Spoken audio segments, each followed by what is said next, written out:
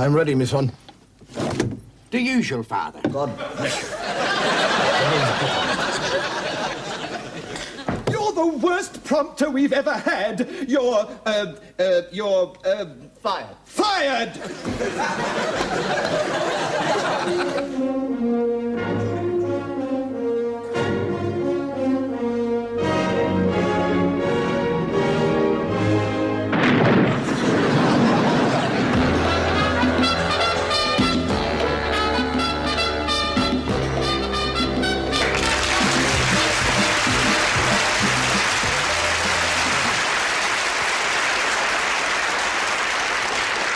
Thank you very much, and good evening, and welcome to the show. A question that I'm continually asked is, what is my ambition? And the funny thing about having an ambition, as soon as you have an ambition, another ambition comes. And my ambition is to be able to earn enough money to pay the taxes that I wouldn't have to pay if I hadn't realized my ambition in the first place. And the question people ask me, why do I twitch when I sit here? Why do I do this and things like that? Because sitting under the lights, after a while, I get terribly hot, and everything begins to ride up. I'm not joking you. So when I'm doing that, I'm not tucking my shirt down. I'm trying to push my knickers back into the place.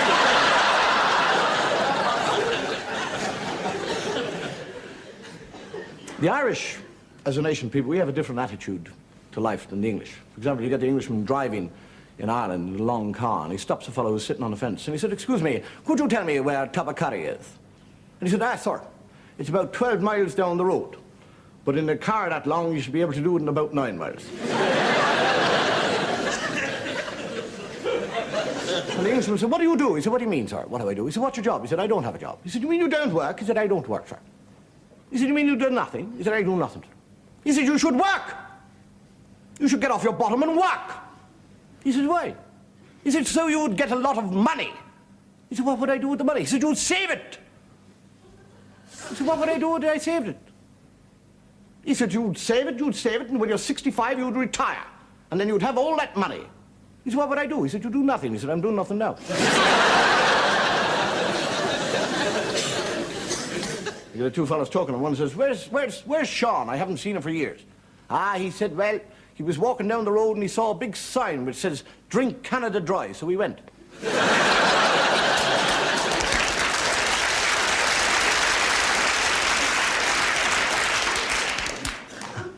I was in a bar. I don't often go into bars, but I was in a bar. And I said to a fellow, I said, "How do you know when you're drunk?" He said, "I don't remember." I said, "Well, how do you know when you're getting drunk?" He said, when you and your friend become 4 people." I said, "I'm by myself."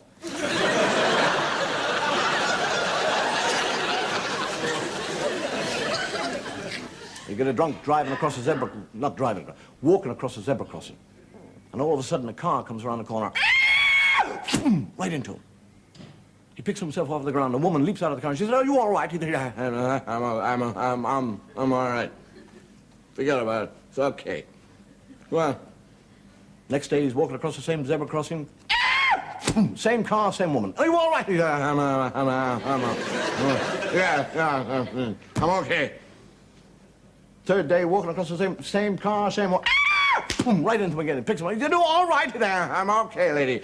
I just want to know, what do you do when I'm not here?"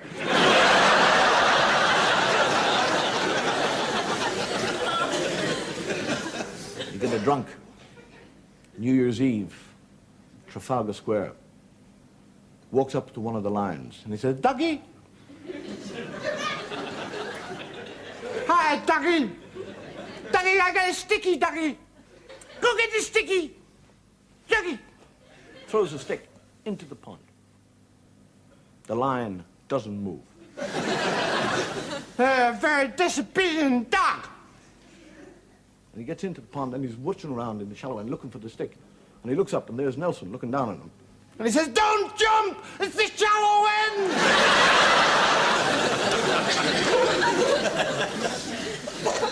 I get a drunk walking by the post office tower. There's a very big crowd gathered around the bottom. And he pushes his way through the crowd and he says, what's going on here?" And the fellow steps out and he said, I am what is known as a human fly. I am going to climb to the top of this building on the outside with my bare fingers, no aids whatsoever. And the young said, well, I am with you. Where you go, I'll join you. And the human fly commences to climb. And 2 minutes right behind him, the drunk.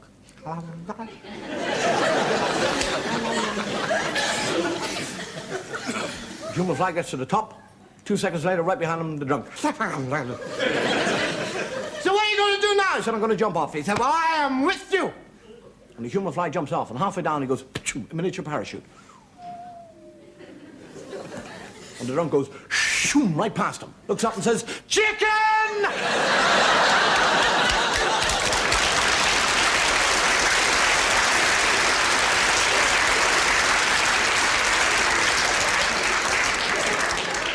Me knickers are coming up again. The great thing about life is that it offers to man a continual challenge. And if life doesn't offer man challenge, man will make one for himself.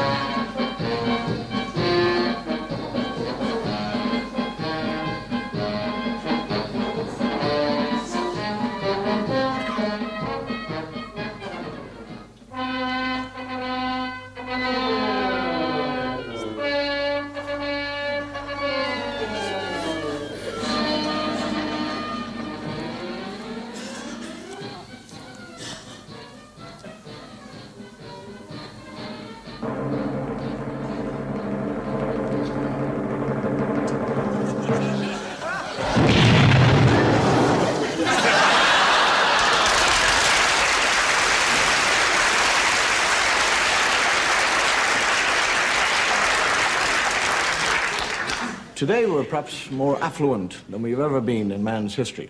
And the strange thing about man, no matter what he has or how much of it, he wants more. And if you think it's bad nowadays, what do you think it's going to be like in about 50 years' time?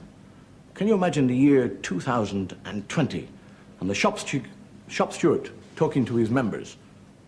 And he said, all right, lads, I've had a chat with the management. They've agreed to our demands. A rise of £35 a week. Bringing our basic weekly wage to £352 per week. One condition, we got to work on a Wednesday. And a voice from the back said, what, every bleeding Wednesday?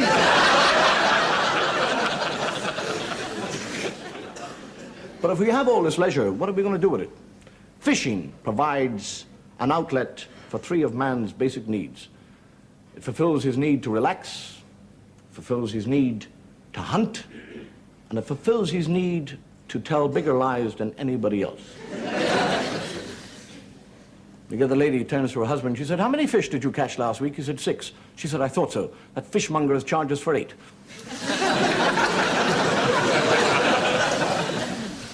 I get a one-armed fisherman who said, I caught a fish.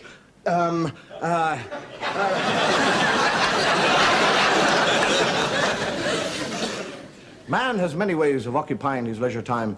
Fishing is but one of them.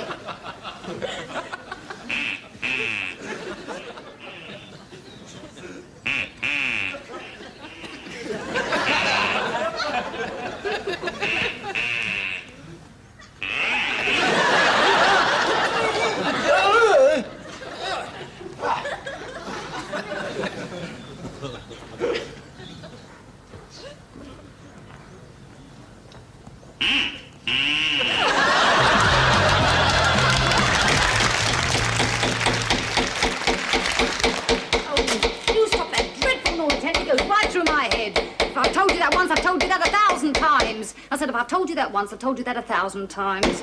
Oh, I got one of my heads. I didn't have a head now since you started. You do it on purpose, don't you? You know something going on and on and on gets off the nerves, don't you, Henry, eh? Oh, but you never think of me. Well, don't even know I'm here. Every evening it's the same. You come home, gobble your tea, and then it starts, doesn't it? Saw, hammer, hammer. Oh, not a minute's peace, not a moment's quiet. Oh, just what a wife needs after a long, miserable day all on my own with no one to talk to. I wouldn't mind if you got some results from all this woodwork, but you don't. Oh, well, you've never made anything for me, have you? Not anything for me. In all the years we've been married, you've never made anything for me. Do you know, I could put up with all this noise if it was something specially for me. But it is something especially for you, my...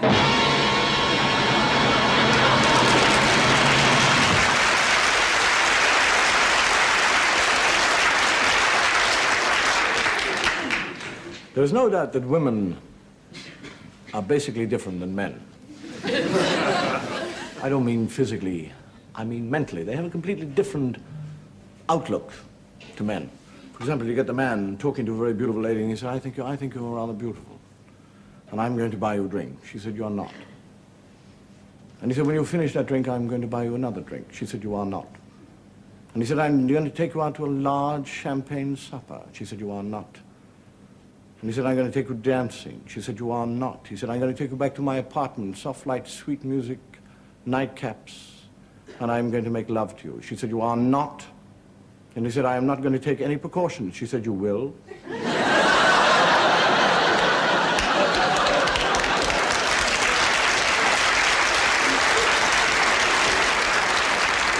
I tell you, the men in the room tonight, I'll tell you the thing, never lie to a woman. Always tell her the truth. You'll never get away with lies. Walk in and say, I've been with a girl. I was in a bar, and there was a mutual attraction, and it all happened, and we went home, and I spent the night with her. And she will say, don't be silly, darling. I knew you've been playing poker with your friends all night. And never creep in at home if you're late. Never, ever creep in. Don't kind of drive the car up quietly, put the key in, take your shoes off, creep up the stairs, turn the bedroom door. As soon as you turn that door on, the light on, you're in trouble. Where have you been? Drive the car up at about 90 miles an hour. Slam the door, boom. Open the front door, slam it, boom. Go up the stairs, boom, boom, boom, boom, boom. Open the bedroom door, slam it open. Turn all the lights on. Look at her and say, you look more seductive than you've ever looked in your life. And I guarantee you, all you'll hear is...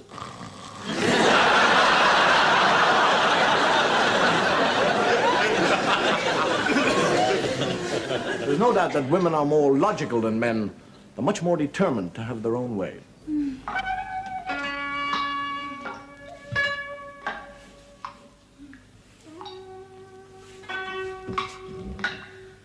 Oh, that tap.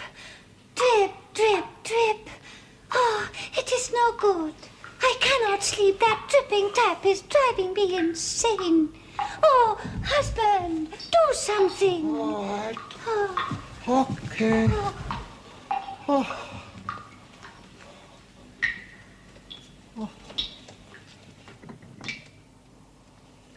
You're very lucky. My wife not able to sleep, dripping tap. You get yours tomorrow.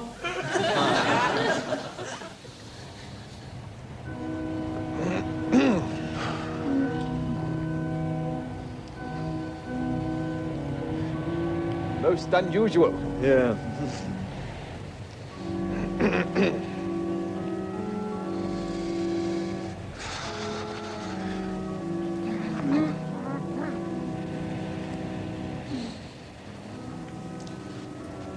Ah!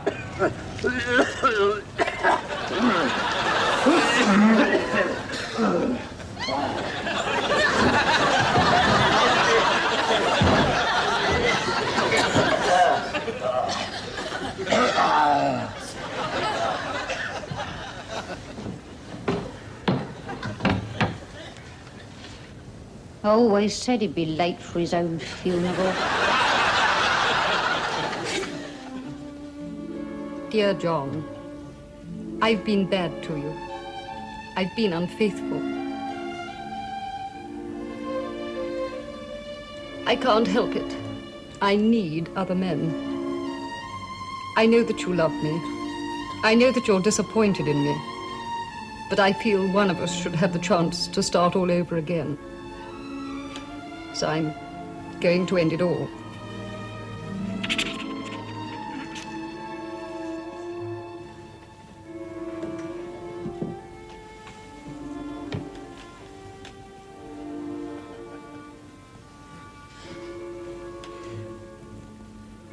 Goodbye, darling.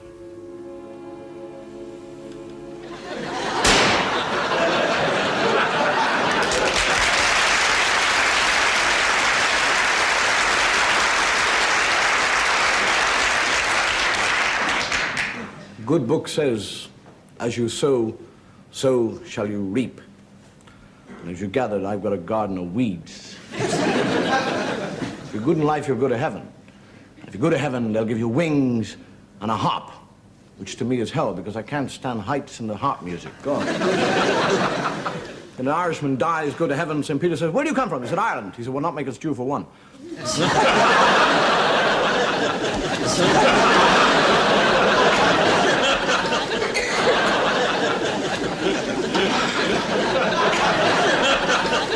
fellow dies, and St. Peter said to him, he said, what did you do in life? He said, I was a miser. I hoarded all my money. I was a miser. I used to count it gleefully every night. And St. Peter said, did you ever do a kind act? He said, yes. Once. I gave a penny to a blind boy. Can I come in? And St. Peter said, hang on a second. Gabriel! There's a miser here. He wants to come in.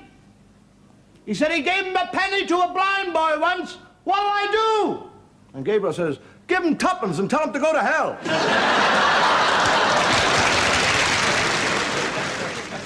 Regardless of whether there is a God, whether there is a heaven, whether there is a hell, I'm a believer in the old adage that if you're good, you'll be rewarded. If you're bad, you'll be punished.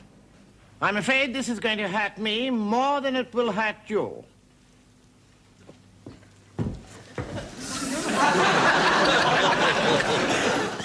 Well, Sheriff, today marks the day you've been in our town 1 whole year. Ain't that right? 1 whole year. And before you come to our town, it was full of a sinning and a gambling and a drinking and a raping of women. And you sure put a stop to all that.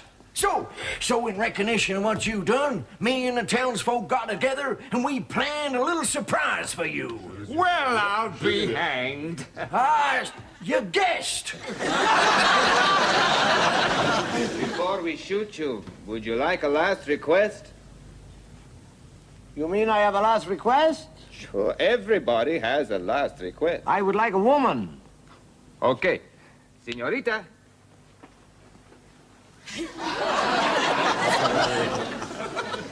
You must have been joking, eh, fellows? Fire!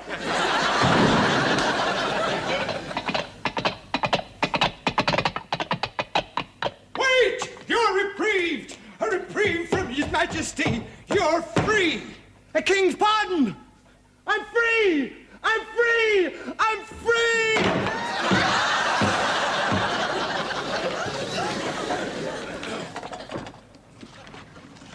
Adios, el presidente. Bring that. The big boom is going to get a big bang.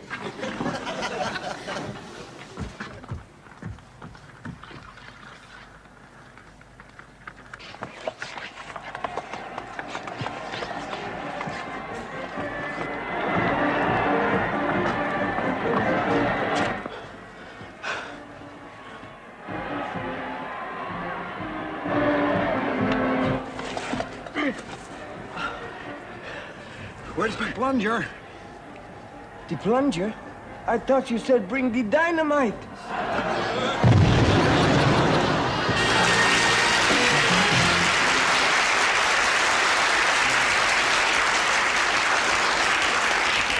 Something very clean about an explosion. The thing that everybody in life looks for, searches for, and needs is security. Security to a dog is a good master. Security to a good master is a good mistress. Security to a mistress is a bank manager in the cupboard. Security actually comes in many different forms. Security to an airline pilot is a second pilot. Security to a second pilot is a navigator. Security to the navigator is knowing that he's the only person on the plane with a parachute. Security to a jockey is a safe seat. Security to a politician is a safe seat. Security to Mr. Heath's policy is Mr. Wilson's policy. Security to Rolls-Royce,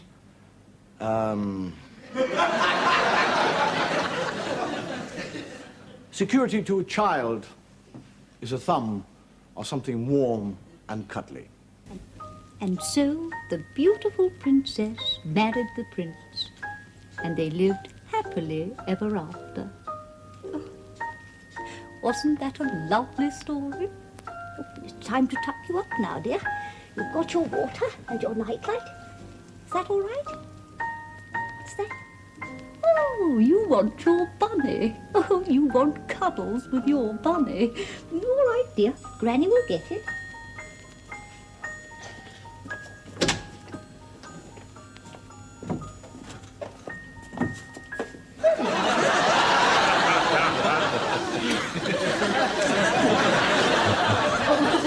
You do like cuddles with your bunny.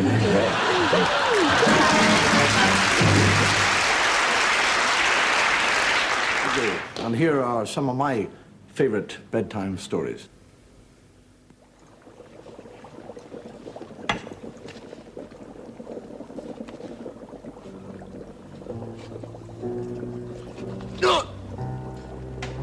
Ah! Oh, God! Oh, no! Oh, don't let me! Oh, please, God, don't! No, I won't! I can't stop! I must!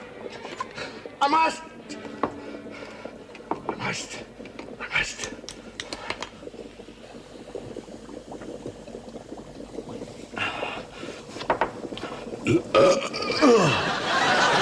Oh, that's better.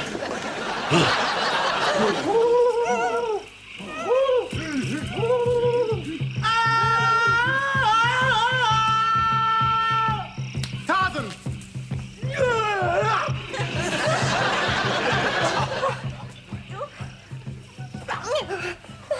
I say thank you. But who are you? Me Tarzan, me lord of all jungle. But you saved my life. Me no save life. Me save you from ceremony of fertility rites.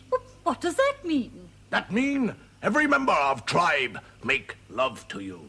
Well, I wish you'd mind your own business.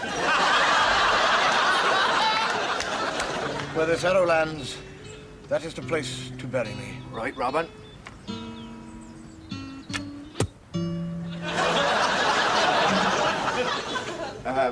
You like to try that again, Robin? Yeah, you see, we lost sight of that one, you see, Robin. That's it, yeah.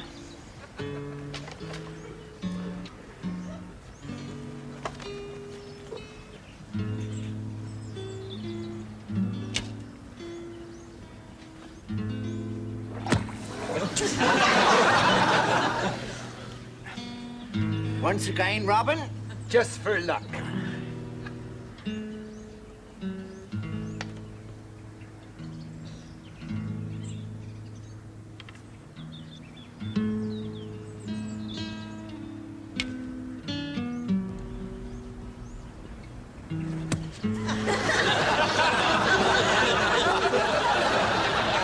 All right, Holmes. When did you see through my disguise? Not for some time. You're a clever swine, Moriarty. Your kidnapping and subsequent impersonation of my dear friend, Dr. Watson, had me completely fooled.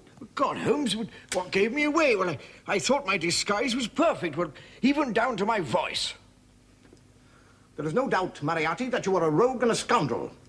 You also have a brilliant criminal mind. But like all criminals, you make one mistake. What was that? A small matter of detail. Take him away.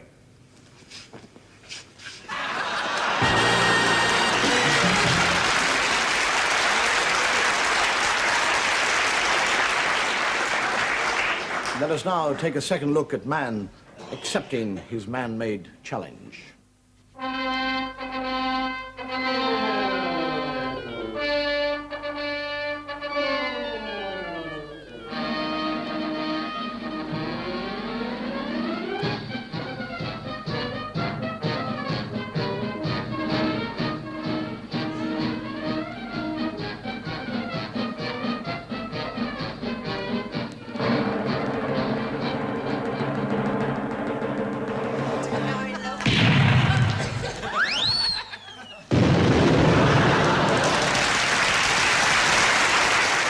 History is full of legends. There's the legend of Alfred burning the cakes. There's the legend of Harold getting the arrow in the eye. There's the legend of William Tell shooting the apple off his son's head. If at first you don't succeed, try again. These immortal words are attributed to Robert Bruce, King of Scotland. And legend has it that this basic philosophy was inspired by an ordinary, common-day spider. But was it? I, Robert Bruce, King of Scotland, defeated twice by the English. I must think of a plan. I must think of a plan.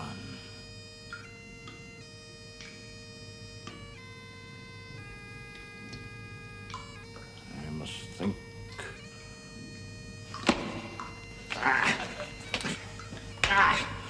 Are you supposed to concentrate with a place full of bloody insects?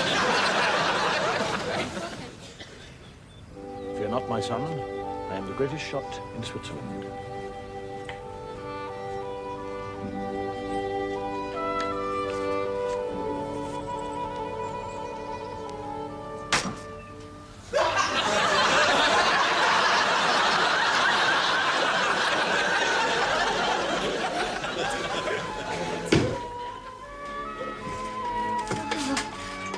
My husband. My Lady Rowena. What news? Tomorrow I leave England with King Richard to fight in the Holy Wars. He passes by at dawn. I join him then. And this is our last night together?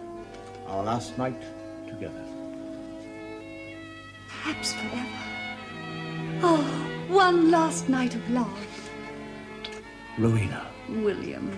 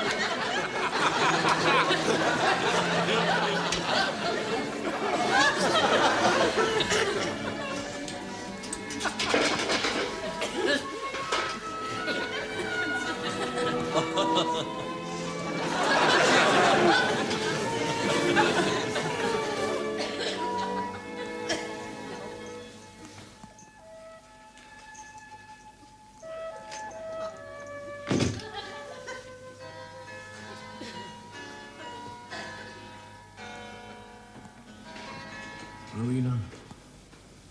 William. Rowena. My lord, the king awaits.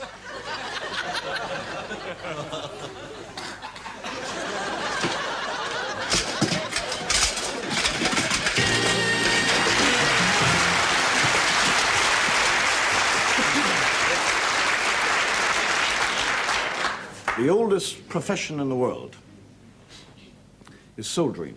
I don't know who you are, sir, but you've got a filthy mind. They say that old soldiers never die, they just fade away. That's ridiculous. I've never heard of an old soldier. I've heard of old brigadiers, old generals, old field marshals, but I've never heard of an old soldier. And you get the chap, young officer, talking to his troops, and then, "We are going to go over the top at 2200 hours. And when we go over the top and meet the enemy, I'm afraid that some of us are going to be loose arms and leggeds and chunky baggies deadies. But I want you to remember, whatever happens here today, chaps, I am not afraid." The sergeant steps out and he says, "Why is that, sir?" I said, "I'm not going." We get the sarcastic sergeant talking to a new recruit. And he said, Do you realize that you are the only one out of 35 men who are out of step? Every one of them is out of step except you." He said, "Well, don't tell me, tell them. They're the people." I get the chap talking to the soldiers before the offensive. And he said, I want you to remember that we are up against far superior odds today, but I also want you to remember that we are the British Army. We have defeated far greater forces than we will meet today. I would hazard a guess to say that we are outnumbered today approximately 4-1. But I want you to remember that we are the British Army. And it all happens. Hell breaks loose. Cannons, guns, shells, aeroplanes, tanks. And the officer is dashing from one point to another, and there's a little Irish soldier leaning up against a tree having a smoke. He said, "What are you doing?" He said, "I'm smoking, sir." He said, "I know you're smoking. Why aren't you in the battle?" He said, "I've killed my 4.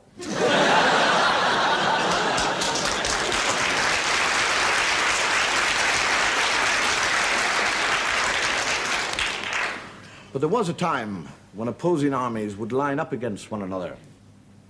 And under a flag of truce, the opposing officers would meet and argue as to which army was about to fire the first shot, which you must admit is a very civilized way of doing things. I mean, if we're going to kill people, there's no need to do it like animals. There is no such fright, no such fear as sounds of war upon the ear.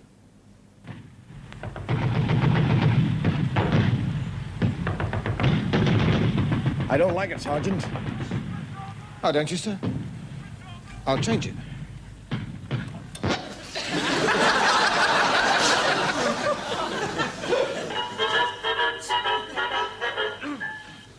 Do you know something, Sergeant? What's that, sir? I have a strange feeling this next shell has my name on it. Don't be ridiculous, sir.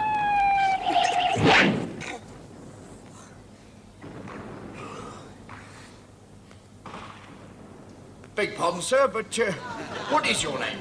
Chumley, Carruthers, Whittenshaw. Oh, as I thought so. Well, you see, there isn't room. No, this one is 687-4362, G. Smith, Sergeant. Wait a minute. That's me!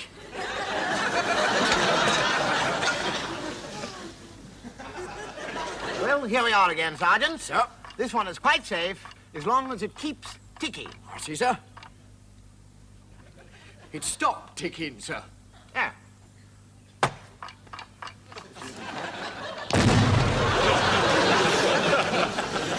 As you see, gentlemen, we are here.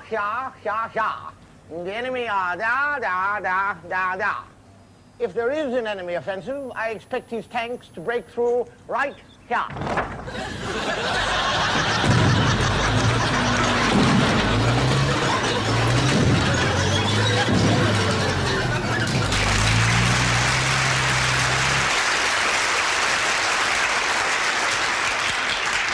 Modern warfare is man battling against man in vast numbers. But the people of the American West still believe that a man's private battles are fought by he and he alone.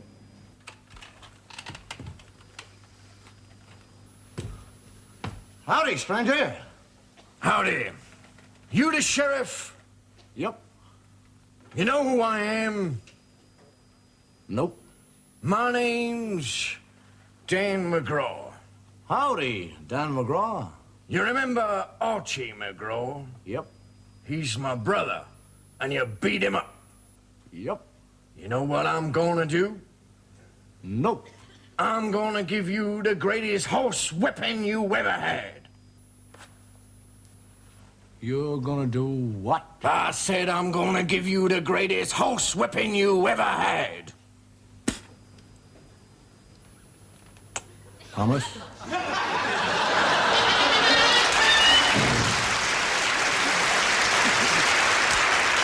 Meanwhile, back at the cannon.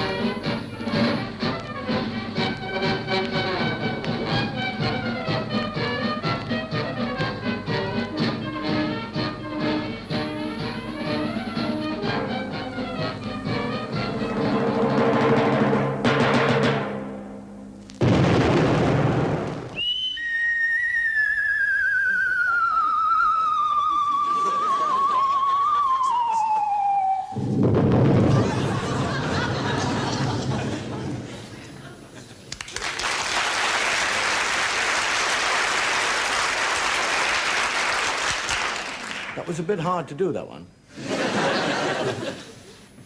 Yeah, but the clown got into a cannon, got fired off, and landed in the House of Parliament. They threw him out because they said there was enough clowns there already. Do you realize that Beethoven, his manservant, was an Englishman? And one day he said to Beethoven, he said, "Maestro Beethoven, I am sick and tired of your tantrums. I am sick and tired of you tearing up your music and kicking the piano. I am leaving your employment." And Beethoven said, "Eh?" He said, "I am leaving your employment." And Beethoven said, "You cannot leave my employment. You have been the inspiration behind some of my greatest pieces of music." And the manservant said, "Don't make me laugh."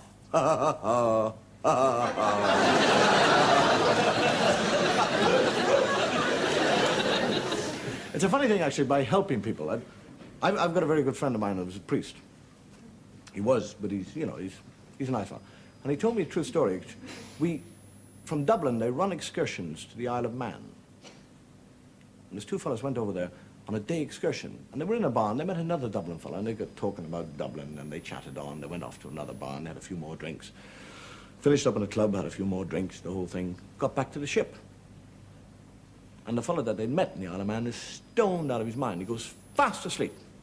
And they get back to Dublin, and they go through his pockets to find out who he is. It's about 3 o'clock in the morning.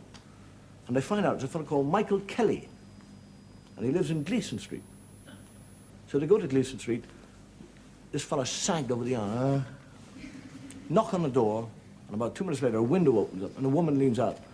She says, "What do you want? What do you want at 3:30 in the morning?"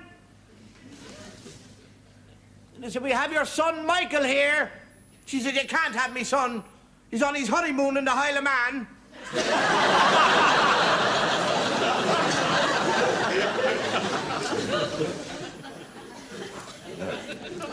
In doing a show like this, we do various sketches and various costumes. And without realizing it, you can get rather fond of one particular part. An old character that I'm very fond of is a man that we introduced in the earlier shows. You might remember him. James, the faithful retainer. Here we are. There we are, my young master. Sit down there, nice, comfortable. Young master. Nigh on 70 years I served your grandfather, and I hope to be able to serve the same for you. Now, there we are. A nice cup of cocoa. I'll just go and repair your room. The young master. Young blood in the house.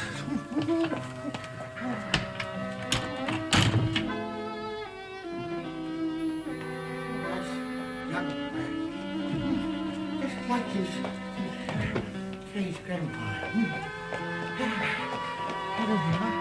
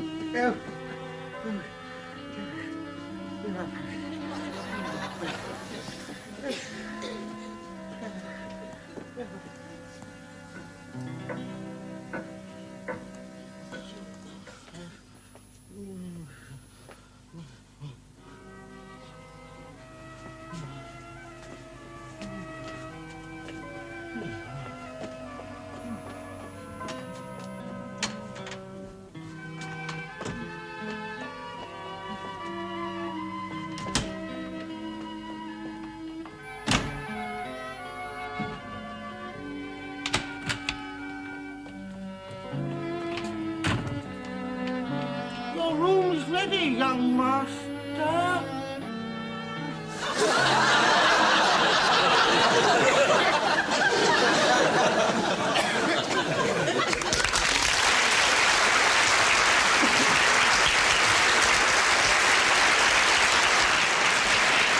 Good night, and may your God go with you.